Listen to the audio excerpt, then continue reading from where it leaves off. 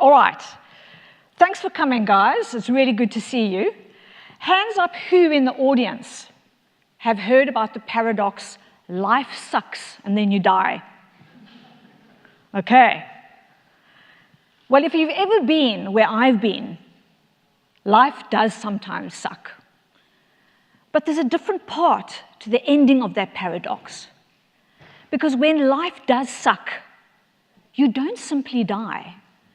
Life doesn't cease to exist at that point. In fact, it's in those most challenging moments that we find out who we are. We discover the resilience of the human spirit. So there's a different ending. I want to suggest a different ending to life sucks and then you die. And that is, there's a value in paying a price. And this is my story that I want to take you on in terms of a journey. I began my career as a ballet dancer in the 1970s and 80s. And whilst I was ill or injured at one point in time, my parents approached me and said, "Hey, Wendy, why don't you become an accountant?" I know, I don't quite understand the bridge between ballet dancing and accountancy, but maybe that's a really good example of projection and conditioning. I took my parents' offer up, and I became a chartered accountant in South Africa. And I found myself in a senior executive position. I was the only female executive operating at board level as the international group treasurer of a public listed company in South Africa. The company was known as LeisureNet Limited, and it was also known as the darling of the Johannesburg Stock Exchange. Now, I was really chuffed with myself, being the only female executive, and we're talking about the 1980s, 1990s. So I had kicked through that glass ceiling with heels a little bit similar to this. You know that glass ceiling with all the lipstick stains on the top and the scratch marks from the heels? I broke through that glass ceiling, and I found myself on the 5th floor of the executive suite. I was in my 30s, and I had this office that was panoramic views over Cape Town. I had a plush blue carpet. I had a leather lounge suite in my office. Status symbols, guys. And what was best of all, I got to take the lift directly from the parking area up to the 5th floor. So I didn't have to waste my time waiting for the lift. Now remember, I was in my 30s. And my perception and experience of this status was that I had arrived. And I want you to remember that sense of arrival, because we're going to come back to that. In the year 2000, I discovered endemic fraud and corruption within the company. And I was really met with a moral dilemma. It was being committed by the joint CEOs of the company, and they were also the founding members. I liked them. I'd been working for them and with them for 9 years. I really liked who they were as people. But they were defrauding the public listed company and siphoning hundreds of millions off into a Jersey bank account, as one does.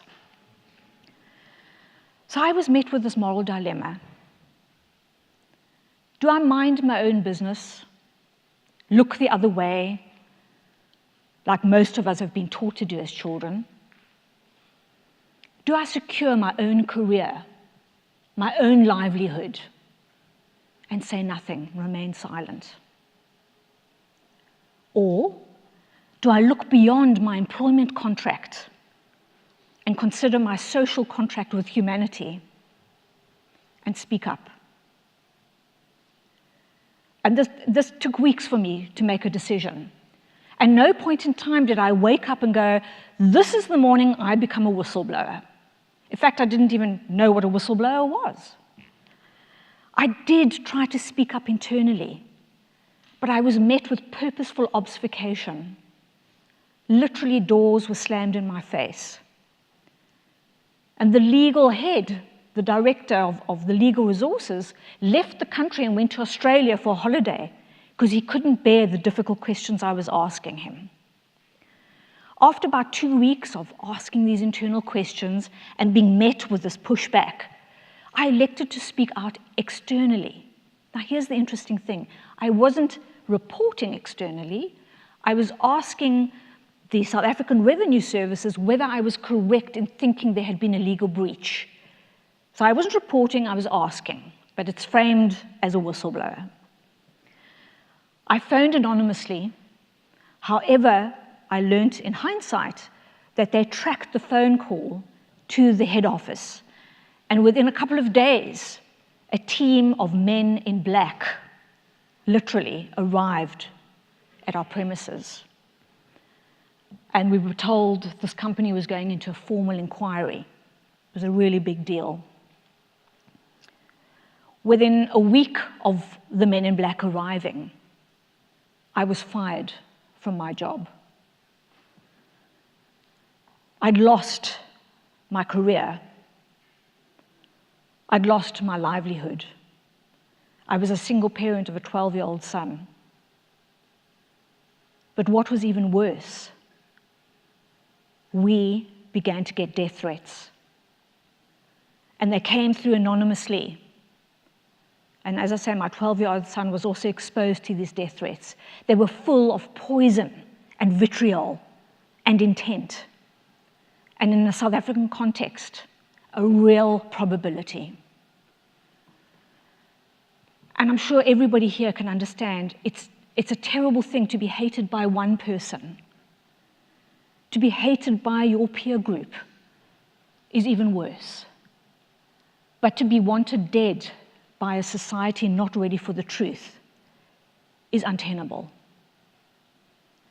So I left my country and I put myself into self-imposed exile in the UK. And very quickly, I received 2 significant job offers. One was the group treasurer for Channel 4. The other one was to be the group treasurer for an international company. I won't name the company, but it's a very well-known gym leisure company headed up by a well-known British entrepreneur. And I elected to become the treasurer of that company. Unbeknownst to me at the time, that as the company back in South Africa teetered on liquidation, the management team had called in Nelson Mandela and asked him to call on his international network of friends to find out if anybody would want to purchase this company in order to save 8,000 South African employees' jobs. Now, 8,000 employees for a South African economic context is important. But I didn't know this conversation was going on and that Nelson Mandela had made the phone call to this individual, who very quickly said, absolutely, I'm in. He bought the company, but he was in very tough negotiations with the joint CEOs. I'd been working in this company in Notting Hill Gate for 6 months, and I was called into the office. I was fired and physically removed by a security guard in a very Kafkaesque fashion. I couldn't quite make sense of that. I'd first lost my job at LeisureNet for doing the right thing, and now I had lost my job in London and told that I thought my job was more important than they thought it was. But because I was only there for 6 months, I had no statutory rights to defend myself. And after this, nobody wanted to employ me. I had become actually blacklisted, both in South Africa and now in the UK. And what followed was a deeply dark, pervasive time of my life. The darkness and the despair literally seeped into my pores and paralyzed me. I became numb, and I sealed myself off from the outside world that didn't make sense to me. And here's another paradox. It was at the time when I literally opened the fridge and found there was no food for us to eat anymore, there was no money in the bank account to pay the rent, that this very one-dimensional, cardboard cutout, contracted Wendy was able to take the next steps that I felt were the only ones afforded to me, and that was to go and beg on the streets. So I picked my spot in Kingston upon Thames, outside the railway station. But I want to tell you, I became the best beggar on the block. And the hope within this is that when we have a breakdown, we don't lose our hard skills. We don't lose our principles.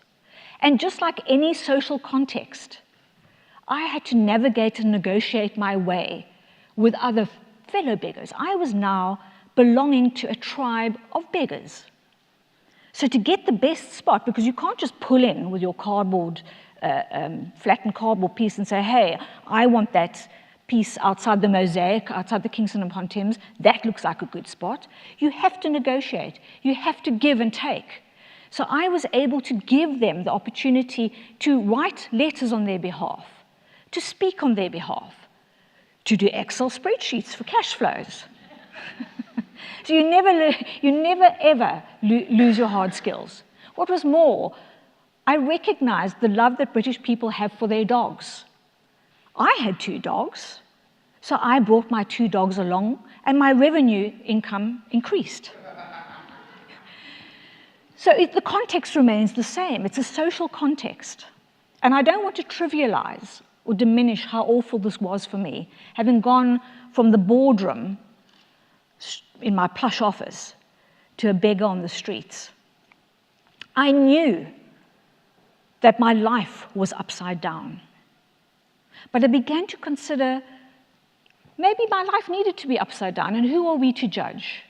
Maybe this was the right place for me at that point in time.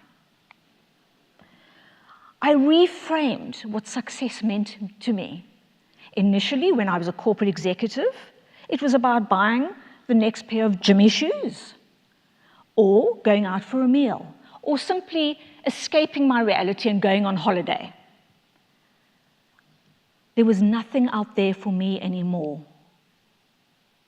None of those things were there available to me. And I was forced to go within myself. And I want to share with you what I discovered. By going within, I realized and recognized that the revolution of consciousness doesn't start in the mind, nor the eye. It begins on the tongue. You break the spell when you say the things that you thought you could never say. And this was my first courageous conversation. People often say, Wendy, you were a whistleblower. That was courageous. I did it codified in my professional role. Now on the streets, I was stripped naked, and with humility and an open heart, my first words of a courageous conversation were, can you help me? And that thread of courageous conversations empowered me and empowered others to help me, and the momentum kept going. It took me 11 years to secure justice in South Africa. 11 years that I sacrificed my life to see this close to the nth. And during those 11 years, my son shared with me, he was 12, he shared with me that I was his hero, that he'd spoken about my hero story with his class in an oral that he had to do. And he gave me permission to consider that I could be my own hero. And it was at that point that I said to myself, if my life ended right here and right now, how would I feel about that? And I was surprised, because I understood that my story is my legacy. That is what I'm passing on. Do you dare to ask yourself that question too? You might be surprised at the answers, because it's the retrospective questions that give us the fullest answers. I want to close today by quoting from Marianne Williamson. And Nelson Mandela used to use this quote. And he said, "Who are you to play small When you stand in your greatness, you give permission for others to do the same. Thank you so much for being present, and I hope to speak to you later. Cheers.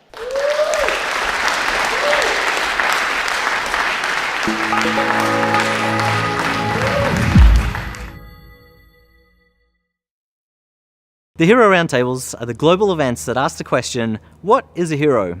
You've just seen one hero talk. To find more and join the conversation, visit our website or social media.